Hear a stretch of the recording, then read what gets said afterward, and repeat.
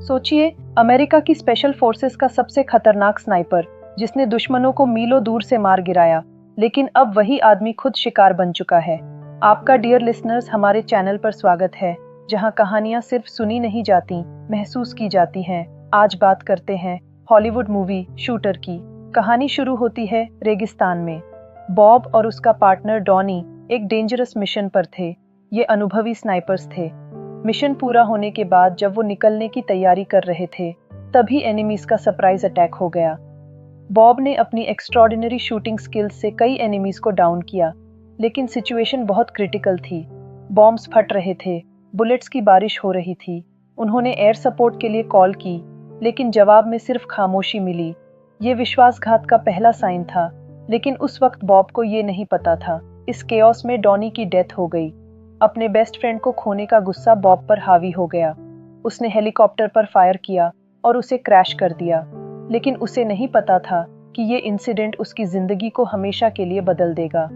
3 साल बाद Bob mountains में अपने कुत्ते के साथ एक शांत जिंदगी जी रहा था। फिर एक दिन कर्नल जॉनसन उसके पास पहुंचा। जॉनसन ने बॉब के सामने एक प्रपोजल रखा। प्रेसिडेंट को मारने का फेक प्लान बनाना था। रियलिटी में उन्हें प्रेसिडेंट को बचाना था, क्योंकि उन्हें इंटेलिजेंस मिली थी कि कोई रियल असैसिनेशन अटेम्प्ट होने वाला है। बॉब को एक एक्सपर्ट स्नाइपर की तरह प्लान बनाकर असली हत्यारे के प्लान को पता करना था। पहले तो बॉब ने मना कर दिया, क्योंकि वो मिलिट्री लाइफ त्याग चुका था, लेकिन जॉनसन ने उसकी पेट्रियोटिक फीलिंग्स को टच किया।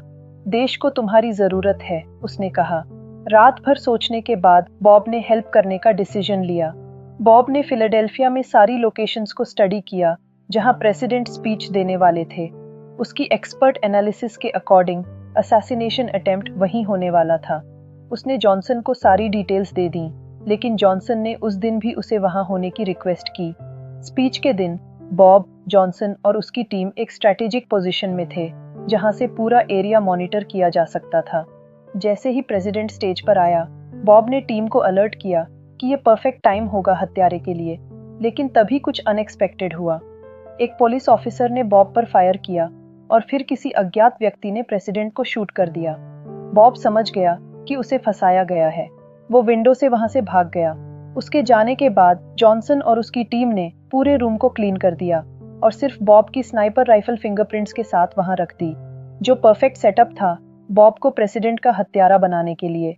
भागते वक्त बॉब की मुलाकात FBI एजेंट निक से हुई। निक ने उसे रोकने की कोशिश की, लेकिन बॉब ने उसे फाइट करके हैंडकफ कर दिया। जाने से पहले उसने निक से कहा कि प्रेसिडेंट को उसने शूट नहीं किया, उसे फ्रेम किया जा रहा है। पूरा सिटी बॉब को हंट कर रहा था। Police chase, helicopters, road blocks, सब कुछ उसके खिलाफ था। लेकिन बॉब एक ट्रेन्ड सोल्जर था। उसने कार वॉश में अपनी इंजरी का फर्स्ट एड किया और क्लेवरली वहां से भाग निकला। एक रिवर में कार को क्रैश करके बॉब ने सबको कंफ्यूज कर दिया। जब तक FBI वहां पहुंची, वो ऑलरेडी निकल चुका था। फिर उसने एक ट्रक चोरी किया और वहां से भाग गया। मीडिया में बॉब की तस्वीर हर जगह दिखाई जा रही थी। वो अमेरिका का मोस्ट वांटेड बन गया था। निक की भी डिपार्टमेंट में धुलाई हो रही थी, क्योंकि उसे ने बॉब को भागने दिया। निक ने अपने बॉस को बॉब की बात बताई कि वो इनोसेंट है, लेकिन किसी ने विश्वास नहीं किया, जिसके बाद उसे फोन ड्यूटी पर लगा दिया गया, प्रैक्टिकली जो उसकी एक पनिशमेंट थी। बॉब अब डॉनी की विधवा सैरा से मिलने गया। वो उससे पहले कभी नहीं मिला था, लेकिन डॉनी के कहने पर उसने सैरा को एक लेटर लिखा था और हर साल फ्लावर्स भेजता था। सैरा को बॉब पहचान में आ गया। सैरा से बॉब को पता चला कि प्रेसिडेंट तो बिल्कुल सेफ है।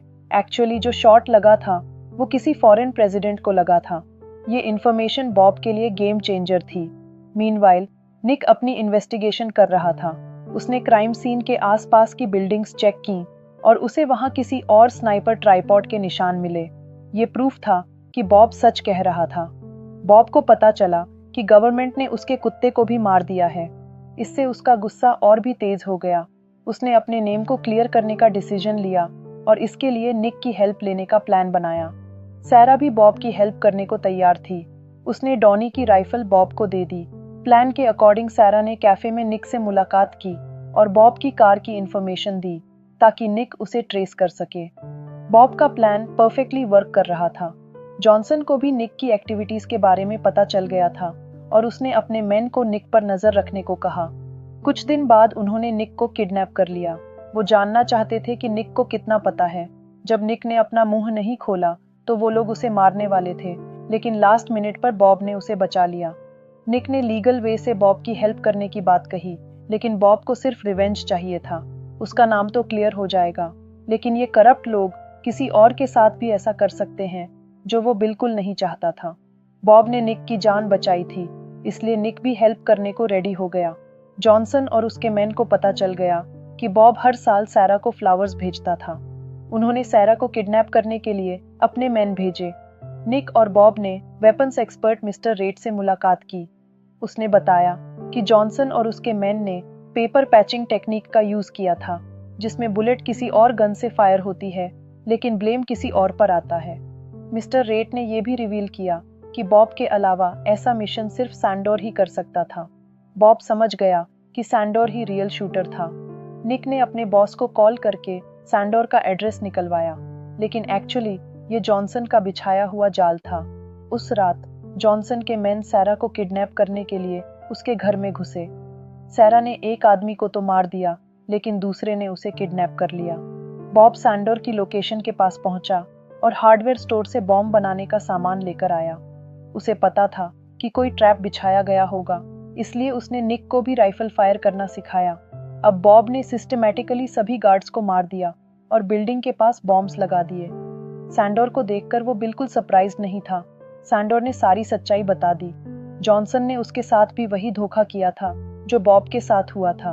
ओरिजिनल प्लान हमेशा से फॉरेन प्रेसिडेंट को मारने का ही था, क्योंकि वो लोगों को उस विलेज के बारे में बताने वाला था जिसे जॉनसन और उसकी टीम ने तबाह कर दिया था। ये इंसिडेंट भी 3 साल पहले हुआ था, और तभी बॉब को रियलाइज हुआ कि एयर सपोर्ट क्यों नहीं आई थी उस दिन। उन्हें जानबूझकर मरने दिया गया था। सैंडोर ने बताया कि जॉनसन ने कई सोल्जर्स को अपने करप्ट कामों के लिए यूज किया है। निक ने बॉब को इन्फॉर्म किया कि बहुत सारे सोल्जर्स बिल्डिंग के पास आ चुके हैं और सारा अब जॉनसन के कब्जे में है।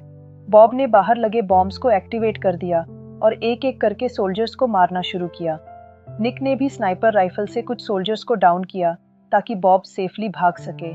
एक हेलीकॉप्टर भी आ गया, लेकिन इस बार बॉब पूरी तरह प्रिपेयर्ड था। वो तेज रफ्तार से भागा ताकि हेलीकॉप्टर उसको चेस कर सके, और जैसे ही हेलीकॉप्टर बॉम्ब वाली जगह पर पहुंचा, बॉब ने बटन दबाकर एक्सप्लोजन कर दिया। फिर निक ने अपने बॉस को कॉल करके बताया कि वो बॉब के साथ है। ये सब बॉब का ही प्लान था ताकि ये बात जॉनसन तक पहुंच जाए। कुछ देर बाद जॉनसन का फोन आया। बॉब ने उसके सामने ऑफर रखा, सैरा के बदले सैंडोर की रिकॉर्डिंग, जिसमें वो बता रहा था कि कैसे उन्होंने एक ऑयल कंपनी के लिए पूरे गांव को खत्म कर दिया था। जॉनसन अपनी सच्चाई को छुपाने के लिए इस डील के लिए रेडी हो गया। उन्होंने एक बर्फीले पर्वत पर मिलने का डिसीजन लिया। जॉनसन, उसका पार्टनर मेहम और उनका एक आदमी सैरा को लेकर वहां पहुंचे। सामने से एक आदमी उनकी तरफ आया, लेकिन जॉनसन के छिपे स्नाइपर ने उसे शूट कर दिया। वो लोग खुद को बहुत स्मार्ट समझ रहे थे, लेकिन एक्चुअली ये बॉब की एक चाल थी। वो आदमी कोई और नहीं बल्कि निक था, जिसने जैकेट के अंदर एक मोटी स्टील प्लेट पहनी थी। इससे बॉब को जॉनसन के छिपे स्नाइपर की लोकेशन पता चल गई और उसने उसे मार दिया। निक ने पहले ही इसके बारे में एफबीआई को एक लेटर लिख दिया था। स्नाइपर को मारने के बाद बॉब सबके सामने आया। निक ने पहले ही सबके हथियार छीन लिए थे। बॉब ने एक गन उठाकर साथ ही उस आदमी को भी मार दिया जिसने सैरा के साथ गलत व्यवहार किया था। फिर उसने बात करना शुरू किया। मेहम ने बताया कि वो लोग बस उसे मारने आए थे, बाकी ये रिकॉर्डिंग का कोई फायदा नहीं। गवर्नमेंट के इतने अंदर तक करप्शन मौजूद है कि वो सोच भी नहीं सकता। बॉब भी समझ चुका था कि वो सच बोल रहा है। उसने रिकॉर्डिंग को उनके सामने ही जला दिया। तभी एफबीआई ने आकर उन्हें अरेस्ट कर लिया। कुछ दिन बाद वॉशिंगटन डीसी में बॉब को अटॉर्नी जनरल और एफबीआई के सीनियर ऑफिसर्स के सामने लाया गया। निक, जॉनसन और सैरा भी वहीं मौजूद थे। बॉब ने अपनी रिकवर्ड राइफल मंगवाई ताकि वो अपनी बेगुनाही प्रूव कर सके। एक्चुअली बॉब ने घर से निकलने से पहले उसकी फायरिंग पिन हटा दी थी, इसलिए ये इम्पॉसिबल था कि उस राइफल से इतनी दूर मौजूद आदमी को मारा जा सके। उसने वहीं पास में निक पर फायर करके ये प्रूव भी कर दिया। अटॉर्नी जनरल ने एविडेंस को एक्सेप्ट करके उसे फ्री कर दिया, लेकिन वो जॉनसन और मेहम को अरेस्ट नहीं कर सकते क्योंकि उनके पास उनके खिलाफ एविडेंस नहीं था। कुछ दिन बाद जॉनसन और मेहम वेकेशन मना रहे थे, लेकिन वो ये नहीं जानते थे कि बॉब घात लगाए उन्हें मारने को तैयार बैठा है। उसने एक एक करके वहां मौजूद सभी करप्ट लोगों को मौत के घाट उतार दिया और वहां से निकलते हुए गैस पाइप में बुलेट मारकर एक्सप्लोजन कर दिया, जिससे उसके खिलाफ एक भी एविडेंस ना बचे। वहां से निकलकर वो सैरा से मिला और उसके बाद वो दोनों एक नई जिंदगी शुरू करने के लिए निकल गए। ये मूवी उस सिस्टम की कहानी है जो अपने ही हीरोज को खत्म कर देता है। बॉब एक ऑनेस्ट सोल्जर था जिसने अपने देश की सेवा की, लेकिन जब करप्ट ऑफिशियल्स को उसकी जरूरत थी तो उन्होंने उसे यूज किया और फिर उसे बलि का बकरा बना दिया। ये फिल्म हमें दिखाती है कि करप्शन कितनी गहराई तक जा सकती है और कैसे इनोसेंट लोगों को उसकी प्राइस चुकानी होती है। लेकिन साथ ही ये भी दिखाती है कि अगर आप अपनी इनोसेंस पर कॉन्फिडेंट हैं और फाइट करने की हिम्मत रखते हैं तो सच हमेशा सामने आता है। बॉब का कैरेक्टर हमें ये भी सिखाता है कि कभी कभी जस्टिस फेल हो जाता है और तब आपको अपने लिए खुद फाइट करना होता है। उसने अपनी स्किल्स, इंटेलिजेंस और दोस्तों की हेल्प से ना सिर्फ अपना नाम क्लियर किया बल्कि उन करप्ट ऑफिशियल्स को भी पनिश किया जिन्होंने उसके साथ विश्वासघात किया था। माय डियर लिसनर्स, मूवी अच्छी लगी तो वीडियो को हाइप करके हमारे चैनल को अपना प्यारा सा सपोर्ट जरूर दीजिएगा। Till then, good bye.